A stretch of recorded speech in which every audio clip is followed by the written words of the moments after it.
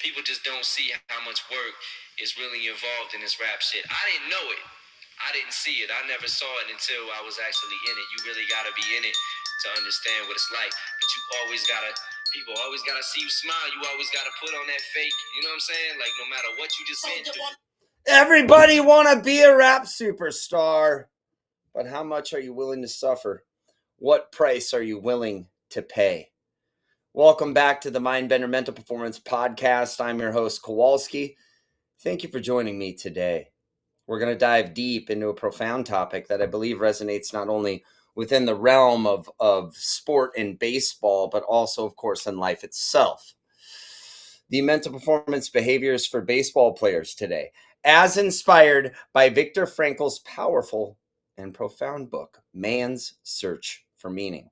If you don't know who Viktor Frankl was, he was a psychiatrist and a Holocaust survivor who explored the deep, dark depths of human suffering and resilience. His experiences led him to conclude that the primary drive in life is not pleasure. All right, you sickos. It's not power, because as we know, absolute power corrupts absolutely, but it is the pursuit of meaning. This concept incredibly relevant for athletes, especially ball players who face immense pressure, challenges, uncertainties on and off the field. Let's talk a little bit about the themes of the book and some of their applications to the great game of baseball. How about finding meaning in the struggle? Just like Viktor Frankl found meaning in his suffering, ball players can find purpose in their challenges. Whether it's a slump at the plate, tough loss, learning opportunity, stay strong, or the pressure of performing in front of a crowd. Recognizing that some of these struggles can contribute to personal growth, that's essential. The awareness of it. My cornerstones of my coaching philosophy: awareness, strategy, plan. Awareness. Can't fix anything that we're not aware of. Can't create a solution for something that we didn't know was a problem. We have to encourage as coaches, players to reflect on their challenges and identify what they learned from them. That can be done through journaling or discussing with teammates or a close friend or a mentor or, somebody in your Bible study group or, whatever it is. So what we reveal, we can heal. Also, the book emphasizes the power of choice. I've been talking a lot about, and if you're one of my guys, you know that I talk a lot about the power of choice, and that's what separates us from the animals, is that we get to choose what direction we want to go. We're not like the geese where we only can go south. We get to choose. Pretty cool. He emphasized that while we can't control our circumstances, we certainly can control our responses. In baseball, this translates the ability to choose our attitude in the face of adversity. How do you make adversity your advantage? When the shit hits the fan and the adversity comes, do you turn failure into fuel? Do you turn fear into fuel? What series of steps and systems do you go to that allow you to flush it, release it, and lock back into the present moment and stay present over perfect? So choosing one's attitude.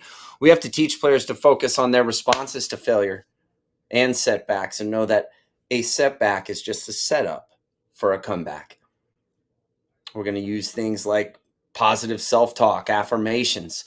Things always work out for Kowalski. Every day in every way, I'm getting better and better. I'm confident. I'm cocky. I'm the next Rocky. I'm feeling good. I'm looking good. I should be in Hollywood. Out there living with Miles Rothfarb. That guy lives in Hollywood. So we're going to reinforce the idea that we get to choose how we're going to respond regardless of the outcome. Can't control outcomes. Can't control winning.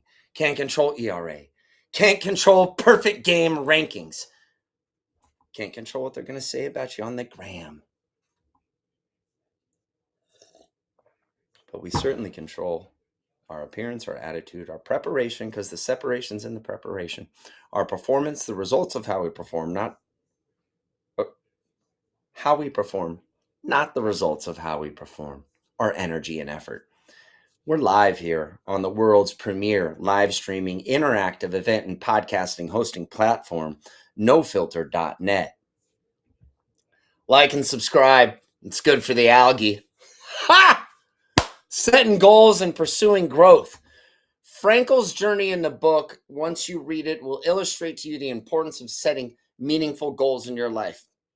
Do it around a smart format, specific, measurable, attainable, realistic, timely, and then write it down.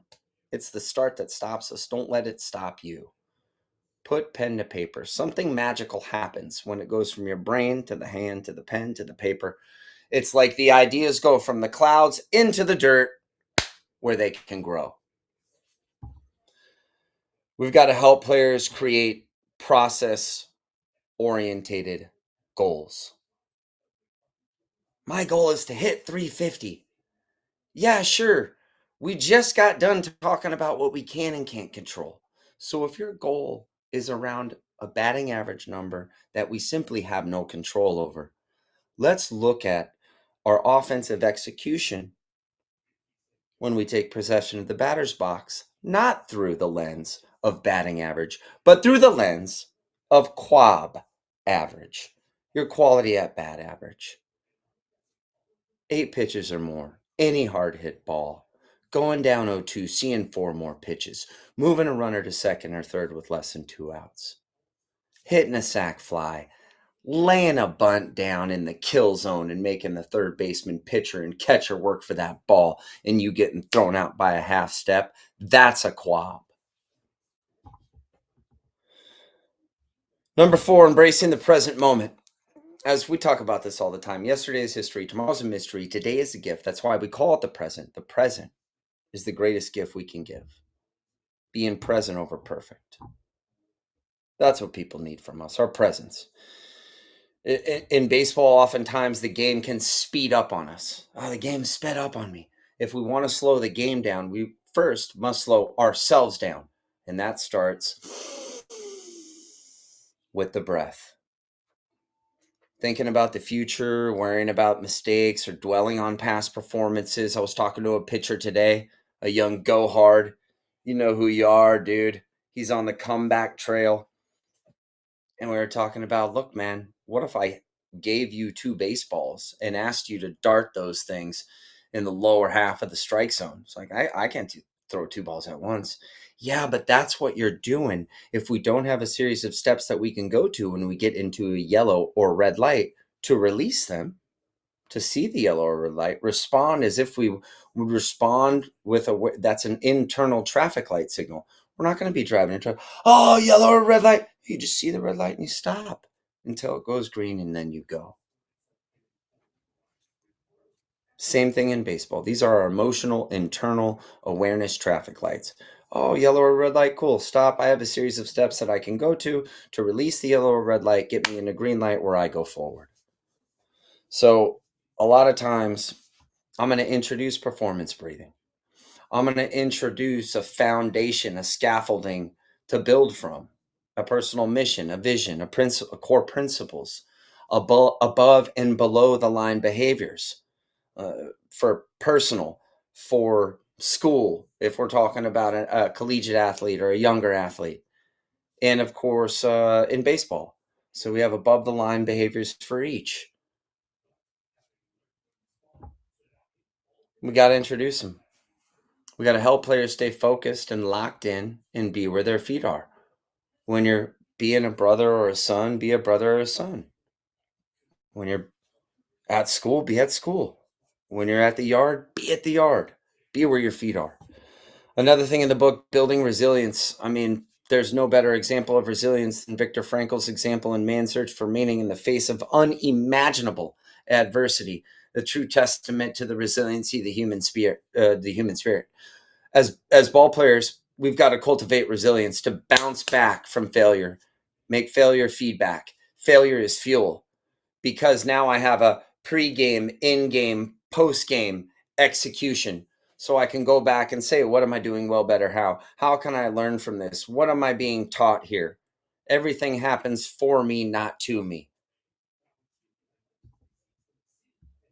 Growth mindset. So oftentimes we can look back and look at examples and model certain guys who have been through something similar that we're going through. Success leaves clues. So basically, it all comes back to that next pitch mentality, the one pitch warrior, competing, not comparing. I'm not expecting, I'm executing, moving forward, not dwelling on the past, saying, if I want to win, what's important now? The next step. As we wrap up today, let's remember the lessons from man's search for meaning. They can be incredibly powerful tools in our mental performance arsenal. So embrace the struggle. It's funny, man. Failure is the thing that we all have in common, but it's the dirty little thing that nobody talks about. But failure really is the thread that I find once I talk about it with high performers that threads us all together. It's something we all share. So fail forward. Use failure as fuel. Use failure as feedback. Let's learn. Let's grow. Let's not make the same mistake twice. And let's make sure that the road map to the party that we're using bears resemblance to the underlining territory, or make a new map. It's not just about the destination. It's about the journey. It's about the growth, the moments, the memories, and the meaning that we find along the way. Let's take the insights and apply them in life, at the yard, on and off the field. Better people make better players.